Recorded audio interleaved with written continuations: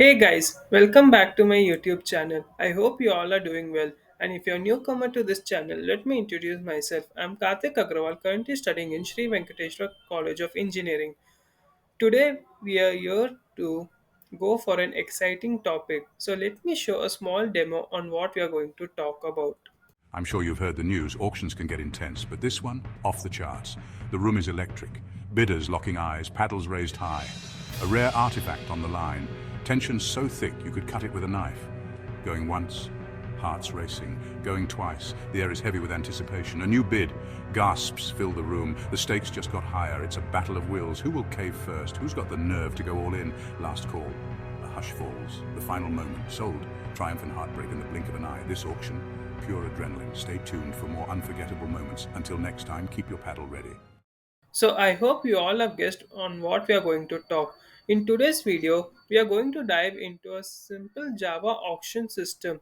This program allows users to create accounts, place items for auction, and bid on items. We will walk through the code and explain how everything fits together.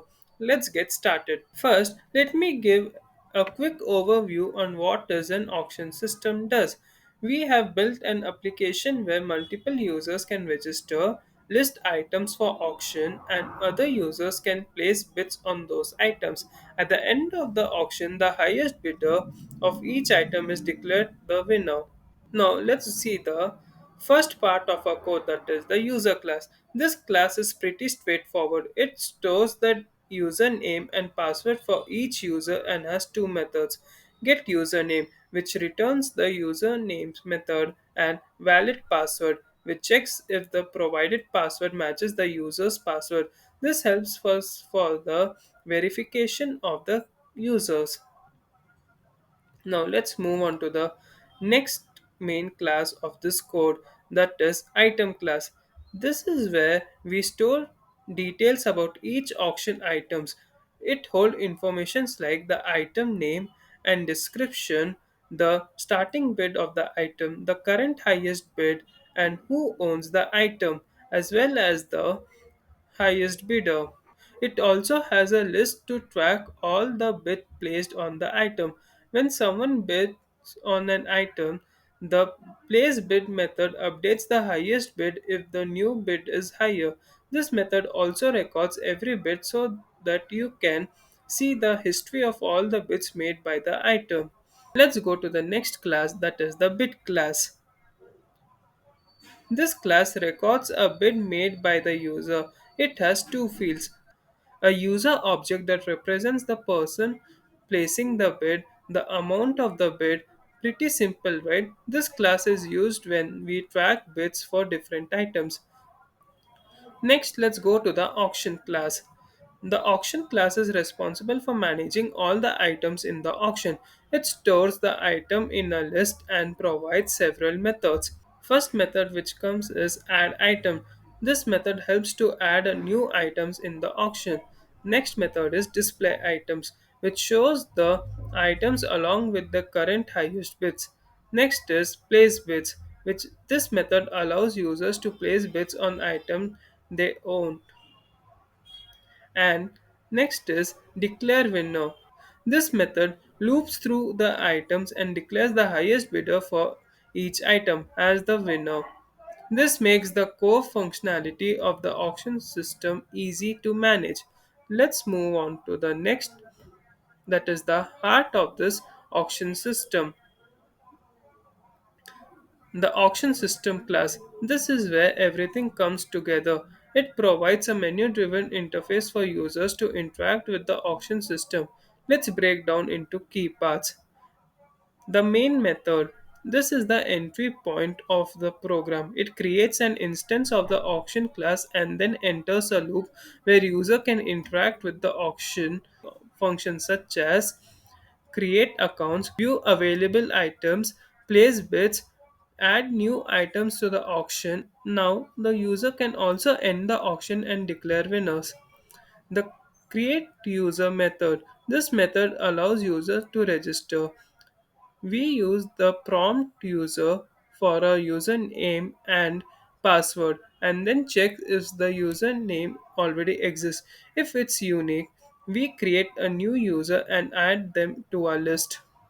The next method is place bid method. Here we prompt users for their credentials and allow them to place the bid of an item. If the bid is valid, we update the item's current bid and highest bidder. The next method is add item. This method lets user to add new items to the list. They input the item details and the item is added to the list of auction items. Next is login method. Finally, the login method verifies a user by checking the username and password. Once verified, they can perform actions like adding items or placing bids. Once all the action is done, user can choose to end the auction and the system will declare the winner for each item. This is simple, right? This simple auction system covers the basic of user registration, item listing, bidding, and declaring winners, all managed through an easy to use menu. If you are learning Java, this project is a great way to practice working with classes, lists, and basic user interactions. Now let's check the following set of codes in an editor screen. For my convenience, I'm using VS Code as the editor screen, and as you can see, I've created 5 files such as user file, item file, bid file, auction file, and auction system file. Here, auction system file integrates with remaining 4 files and give us the output. So let's check how the output looks.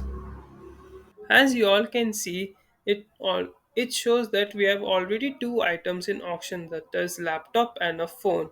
And now it provides a menu driven program of set of functions which the user can perform. So first let's create some users. So let's click on option 1 and let's give some alias name as this, and let's create a password for this username. As you can see, it shows that user created successfully. Let's give another user. So again click on option 1. Let's give another alias name and let this password be passed to. Now we want to check what are the current items present in the auction at what bid. So let's give option 2. So now let's select option 2. As you can see, there are currently two items such as laptop and phone and the current bids of 500 and 300. Let's create another item. Now let's add another item to this auction. So let's select on option 4. It asks for a username for login verification. So let's give the alias username which we have given and its password as pass1. Now if we had given a different username, it would throw an error. So we can add an option. So let's add an item as tablet. Let's give its description as high resolution and let the starting price be 800 for this tablet. Now again let's check what are the items present for option. So let's select option 2. And as you can see, now we have three items: laptop, phone, tablet with the current bids. Now let's place some bids. So let's click on option 3. Now again it asks for a user. So let's give the alias name with password what we have given. Now for which item we want to place the bid. I am placing the bid on laptop. Since laptop current bid is 500, I am giving 600 as the bid amount, and as you can see it shows that bid placed on laptop by the user. Now uh, now let the second user also place some bid. So we can click on place bid, which is select option 3, give the second user name, that is this, with its password.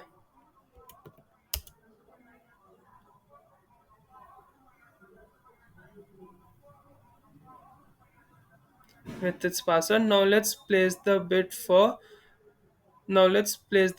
laptop, and this time we'll give the bid amount as 400. As you can see, it shows that bid placed on laptop by the second user. Now let's end the auction and see who is the winner. So let's select option 5, and as you can see, it shows that winner of laptop is the ASDF with the bid of 600 rupees. And since we have not placed any bid on phone and tablet, so it specifies that phone and tablet has no bids.